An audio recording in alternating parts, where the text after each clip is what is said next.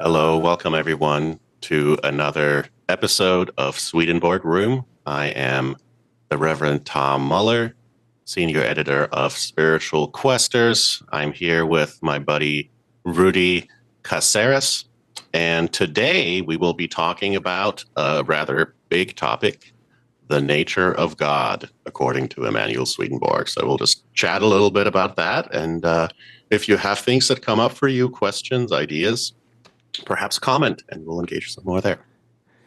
Yeah, we are really diving into the deep end today. I mean, we did some basic stuff, and you got me in the with the training wheels, and now it's time to go full send. Okay, no more messing around. I think I'm ready to go into the deep end. So, hey everyone, I'm Rudy Caseres. I guess by the time you're hearing this, I'm just some guy. So. And I'm excited to sit under the learning tree of Reverend Thom Muller, who's someone that I've known for a while and deeply respect. So I look forward to talking about the nature of God and seeing where this conversation goes, because we totally haven't practiced already. There you go. Well, thank you very much, Rudy. Well, let's see. What's something that comes up for you? Perhaps any question when we talk about the nature of God as a concept, as a theme. Well, I'm just interested in how it relates to our daily lives and how we can better connect to God. And, I always love definitions and explaining acronyms and so forth. So I want to get better knowledge of what is nature? How does that relate to God? When we're talking about God, are we talking about the same thing here? And just start trying to explore the world we live in and how we can explore the nature of God. Hey, even in this podcast right now. Right on. Cool. Well, that's great. You're touching on something that's really um, essential, obviously, which is defining what we even mean when we use the word God. Right? I mean, there are so many countless ideas attached to that term, to that word. So it's one of the things I find interesting and sometimes a bit frustrating in discourse that people tend to have about quote unquote God is people will throw around questions of, well, do you believe in God? And make these very definitive statements in response where it was never defined what we meant by God in that conversation, right? And so, in order to really have a fruitful conversation about God, you really have to, of course, there's the notion that you cannot define God at all, but that in and of itself would be a definition of sorts. So, when we talk about God, what do we mean? And of course, you and I may all have a very unique understanding of that. So, today we're just kind of going to focus on what might the old Swede say in response, and how can we engage his answers or his ideas there. I think the most central thing to Swedenborg, perhaps the thing that most readers of Swedenborg would answer as, most likely Swedenborg would, I would believe, based on his writings, would be God is love and wisdom. Which again, sounds wonderful, I think, for a lot of people, but needs further explanation. What is love? What is wisdom? How does that relate to God? So in a very quick nutshell, Swedenborg believed that the qualities that we can name that are closest to God are love and wisdom. In terms of sort of the metaphysics of what God is, Swedenborg believed that God is essentially one and emanates outward through love and wisdom. Swedenborg is an emanationist theologian, meaning he believes in God as one source of everything there is, most closely described as a union of love and wisdom that sort of emanates reality outward. And that everything is included in those outward emanations. In Divine Love and Wisdom 55, he wrote, the universe being an image of God and therefore full of God could be created by God only in God. God is reality itself, and everything that exists must come from that reality. Once again, lots of big ideas. I don't know if that kind of resonates with you in terms of a attempt at an initial answer. Well, The thing that I struggle with is how can I apply that in my daily life? And we talked about in the last episode, oh, it can just be spending time with your dog, and that's exploring the world. So, how, in a practical sense, can we explore the nature of God, and how are you doing it? Because that might be differing from me and anyone else, or someone of a different religion, a different persuasion. What say you to that? Yeah, that's really good. That's sort of where the rubber hits the road, so to speak. And of course, Swedenborg believed that, once again, if love and wisdom are the attributes of God, right, this is not just abstract intellectualizing, but is something that really does pertain to our everyday living. So if we have this kind of idea of God being one, emanating outward, all of us existing within that reality that has its source in the one, what's the whole point? What's the whole point of us knowing this? What's the whole point of us pursuing perhaps that oneness that is talked about? I'm going to do another quote from the wonderful work Divine Love and Wisdom, which I personally feel is, if you want a Swedenborg quote that just basically summarizes the core of, I would say, everything that he proposes in terms of a philosophy of what reality is, what spiritual growth is, what our relation to the divine is. He says it pretty well. This is Divine Love and Wisdom 170. The grand purpose, or the purpose of all elements of creation, is an eternal union of the Creator with the created universe. This does not happen unless there are subjects in which his divinity can be at home, so to speak, subjects in which it can dwell and abide. For these subjects to be his dwellings and homes, they must be receptive of his love and wisdom, apparently of their own accord, subjects who will, with apparent autonomy, raise themselves toward the Creator and unite themselves with him. Beautiful passage. The question, of course, then, how do we do that? If that is the purpose of creation, and if we are ultimately already one, right? If God is one and God is reality, the notion for Swedenborg really is that there is a sense of separation for the sake of union, is that we live in this extremely diverse and manifold sense of reality, which again, emanating outward, becomes more and more complex and perhaps distorted towards the periphery, is that the way that we unite ourselves, our consciousness, our being, with that divine source is simply by being vessels of the qualities of love and wisdom. Meaning, if I'm living a life that, to the best of my ability, embraces love and truth, I am thereby uniting myself to God. And that is applicable through all religions, et cetera, et cetera. So Swedenborg is very much a qualified universalist, I would say, to where he believed that theoretically, any tradition that you're a part of, if it makes you more loving and it makes you more truth-seeking, it is your means of being what he calls regenerated, meaning entering that unitive path with the divine. You know, one of the things that I learned, because I was raised Catholic, but one of the things that I learned from the Bible is that it should be very, very difficult to enter the kingdom of God, especially if you're a materialist, a man of this world. So you make it sound like it's so easy, but for me, like, can't I just lie and say I'm doing all these things? I guess like that, I can't lie to myself, right? Why does it feel so easy the way you describe it?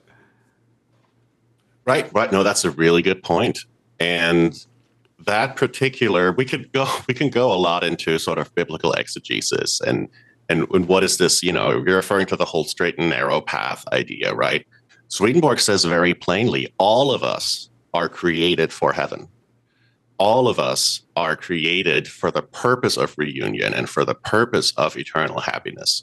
In fact, he writes at one point, I don't have the quote on me right now, he writes, "It is not as difficult as people believe to lead a heavenly life." So to him, in some sense, yes, it really is that simple. Now, if you really interrogate, though, and you're going into that very well with what you're saying in terms of the practicality of it, if we interrogate that idea, I think we realize that, sure, it's easy, but it's also easier said than done. right? I mean, if we really truly lived our life, again, to the best of our understanding, as lovingly and as truthfully as we could, that requires a lot of introspection, and it requires a lot of openness to, divine inflow as to how we might do this. But the idea really for Swedenborg is that if we sincerely do that, like literally, like imagine even the most, I don't want to say worst people, but the people who do a lot of bad stuff to others, right? Imagine if before they acted, they literally just took a breath and asked themselves, to the limited knowledge of that I have available to me, am I acting as truth oriented and as love oriented as I can? The world would still be, in some ways, a very difficult place, but imagine the impact that that would have. The idea is that Swedenborg claims that if we truly take that first step, we will actually be aided in that process. We don't have to all figure it out by ourselves. We just have to be receptive of that idea of manifesting, emanating, so to speak, divine love and wisdom in our everyday lived experience. Now, in past episodes, we talked about how Swedenborg was seen, how he was treated in his day. How was this concept treated back then? I know he had been labeled a heretic, but tell me more. Yeah, for sure. The truth is a lot of these concepts, in fact, many of these concepts, perhaps all of these concepts in some kind of view, are not something completely radically new. Swedenborg's sort of emanationist theology, I mean, that's an ancient idea. We see it in Platonism, especially Neoplatonism, a lot of thought that revolves around that basic framework. Even the notion of love and wisdom being the nature of God goes back all the way to ancient philosophers. Now, you're speaking about something very important, which is that at his time and context, Europe in the 1700s, Swedenborg, yes, dealt with a lot of opposition. His ideas were never embraced by sort of the theological mainstream and by any means. So yes, he did get in trouble for it. He did end up having to move to, all over the place. He ended up, of course, settling, sort of dying in London eventually, because it was difficult for him to publish in Sweden, which had a very narrow, in that case, Lutheran orthodoxy. So yeah, it did get him into trouble, but it's also important to remember that he's not the only one. There's a long and I would say unbroken tradition of mystical teachers and thinkers within different traditions that are really saying a lot of the same things. And it just happens that, of course, this threatens orthodoxy and it threatens institutions and tends to be sort of pushed towards the periphery. But it's always really there. You won't find any period, even just in the history of Christianity, where you don't have a mystical current that exists that really challenges and transcends those kind of traditional orthodoxies. Now, before you had discovered Swedenborg's teachings, were these basic concepts something that you had already contemplated on, just didn't find the proper words or the proper community? Oh, that's a good question. That's a good question. I mean, speaking personally, I think it's a combination. So my own exposure to Swedenborg happened after having this was like my late teens, early 20s. I had come out of a much more traditional religious background and was sort of exploring again the inner traditions, the Western esoteric tradition, mysticism of different forms. And Swedenborg was one of the people that simply kept popping up, right? So to me, it was an affirmation of a lot of ideas that I had been familiar with from studying, say, Neoplatonism, Theosophy, Rosicrucianism, all of these traditions that exist even just within the Western framework speak the same language in a way. Swedenborg put things in such a unique way where he combines a lot of these Enlightenment era theological and philosophical ideas with his own records of spiritual experience, affirming a lot of these teachings, gaining or providing new insight into a lot of these teachings. And I personally was really drawn from the beginning on to the way in which Swedenborg builds a comprehensive idea of sort of a structure of the universe that I think, to me at least, I know to a lot of other people, makes sense intuitively. Now, let's get back to talking about understanding God's unified source, because this is something that you have spoken extensively on. You even sent me a sermon that you had gave on this very subject, and we had talked about concepts that I'm going to try to pronounce, because again, I'm going to sound silly on some of these podcasts, but that's what we're It's here all for. good. Because I haven't. Emanationism. Yeah, perfect. Emanationism. Yeah. So go more in depth in that, because I want to, first off, I want to be able to learn to say it correctly going forward, but I want to be able to tell you in very simple terms someday of what exactly that means, especially to someone who just knows nothing, like me. Right. Lots of fancy theological words, etc.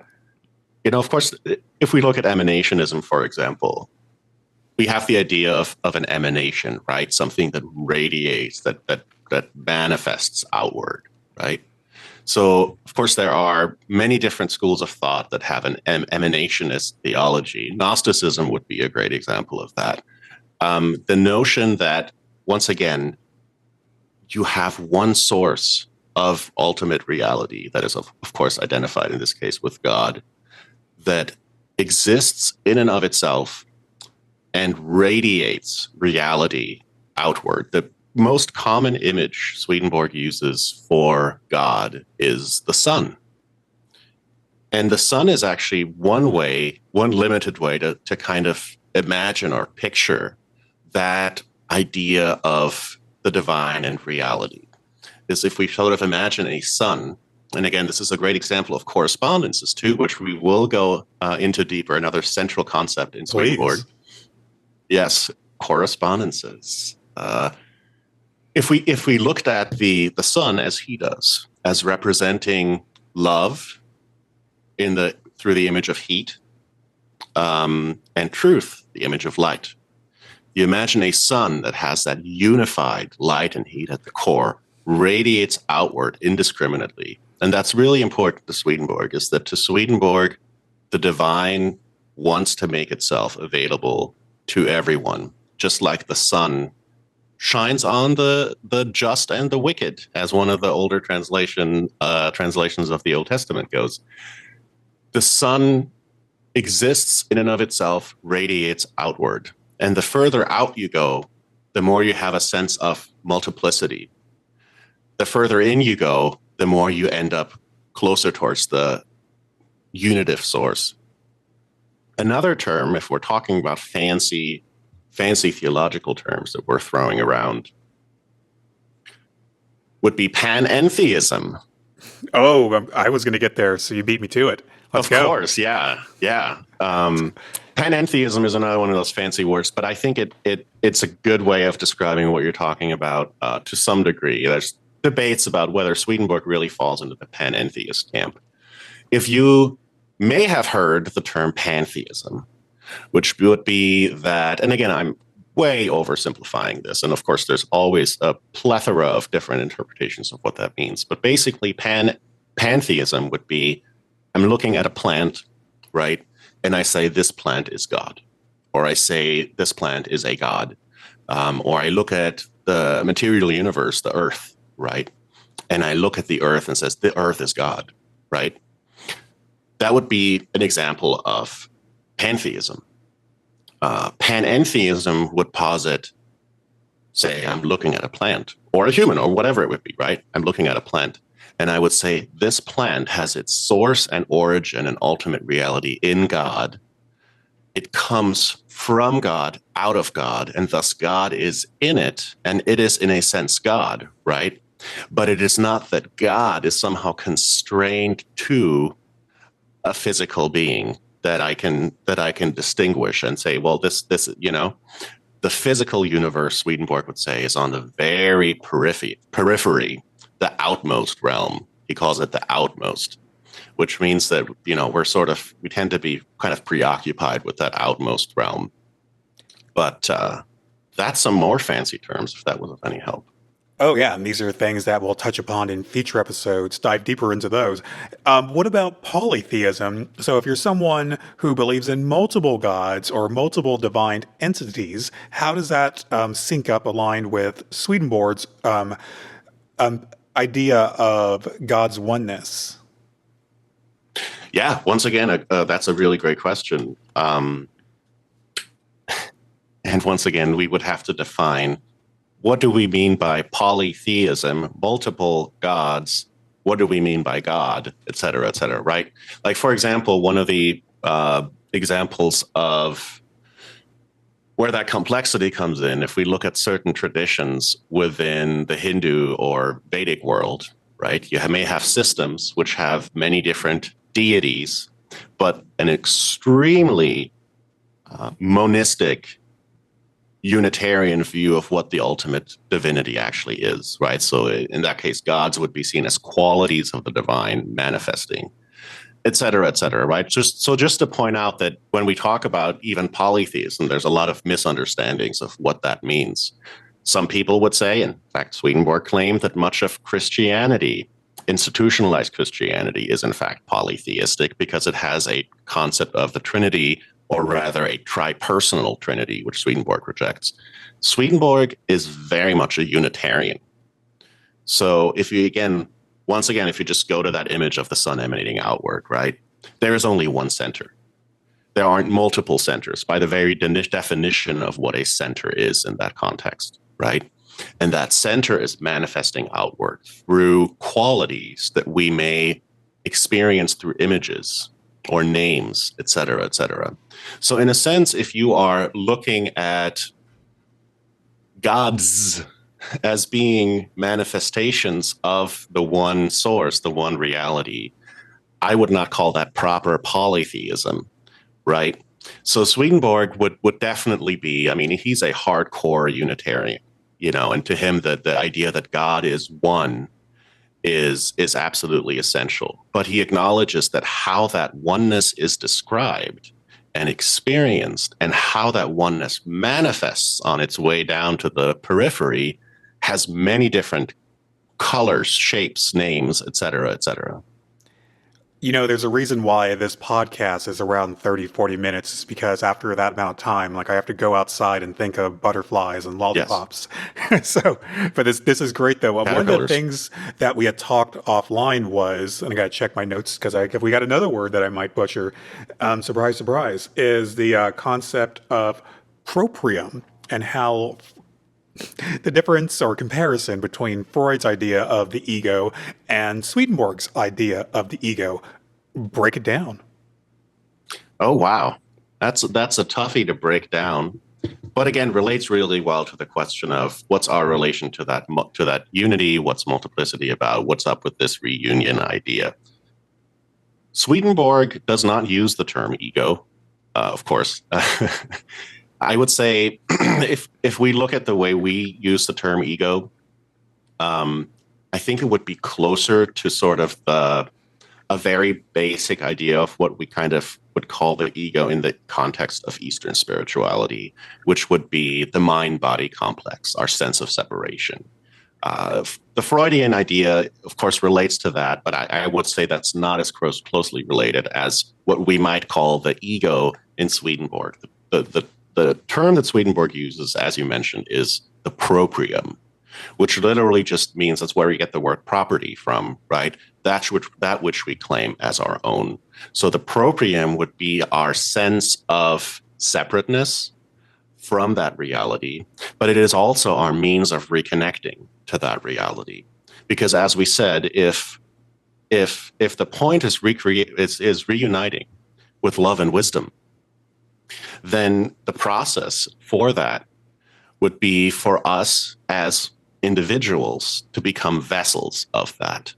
So you cannot be a separate individual or a separate being or in the appearance of separateness if you don't have, quote unquote, an ego, a proprium, a sense of this is mine and me, and I am this body, I am constrained to time, which again, he would say is true, but only on the outmost level.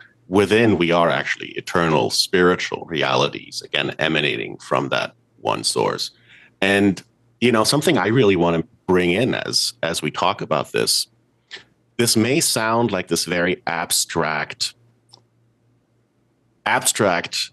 theology, and we will go more in the future into how this manifests in the human experience. We'll be talking about the concept of the incarnation, of what is the divine human, et cetera, right? So we definitely will go into that. In further episodes, we'll go into the role that Jesus plays in all of this.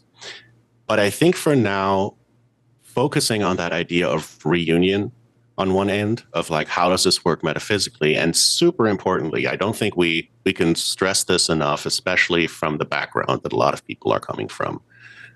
When we talk about the idea of God being love and wisdom, we really mean it.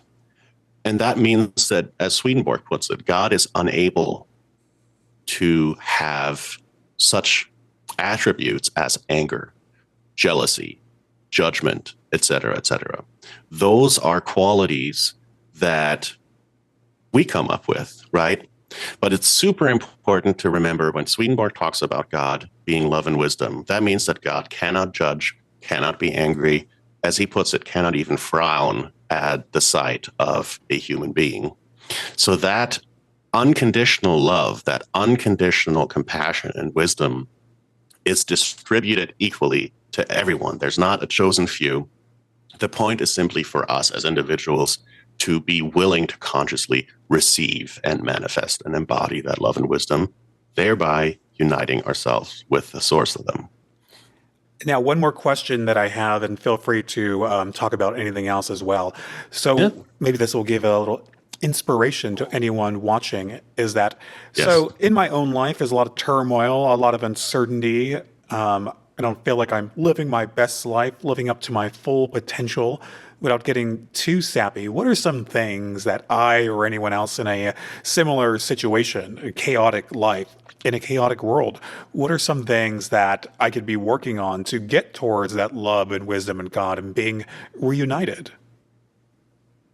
Yeah, that's a great question. I think on a universal level, and again, we're talking about sort of parts of this that are universal and then that are more specific. On a universal level, I would say that a good Swedenborgian answer would be reflect. Find times to reflect on what's going on, to really look within, to observe the dynamics that are going on within, and then identify to what degree am I embracing my best understanding of truth, meaning honesty with myself and others. For example, am I embracing love, meaning caring about other people, caring for their wellness, rejoicing in their well-being? To what degree am I, based on my ability, embracing these in my life? I think that would be sort of a very basic, always useful first step. And then there's the idea that, again, as I mentioned earlier, if we do that we go into this kind of alchemical inner process of love and wisdom uniting with each other and us gaining more and more insight into that. The second part of that would be asking yourself, what are things that help me in cultivating those qualities, right? And that may be particular religious practices. That may be particular practices in your interactions with other people. It may be meditation. The marker really is, the question really is what you're doing cultivating love and wisdom? And to the degree to which it genuinely is, it's valid and it's awesome and it's helpful. And just finding where our true love is, where our true sense of inspiration comes from to cultivate those qualities of love and wisdom in our life. Well, I definitely care about and rejoice in your spiritual growth. I'm glad for all you do. Thank you, likewise. I'm glad you're sitting here alongside me virtually, but hopefully we'll get to record some of these episodes in person soon. We will. Someday. Yep. And anything else you want to touch upon before we take this baby home? No, not really. I feel like we could obviously go on forever and ever. And, this episode may not have answered every question you have about God. But don't worry, we will continue our conversation. Again, there's big topics we haven't touched on yet. One of them being the role of Jesus Christ, which to a lot of Western audiences instantly comes up for very good reasons. And more ideas about what love and wisdom really are, how we relate to it, and so forth. So please do stay tuned. This is only scratching the very surface.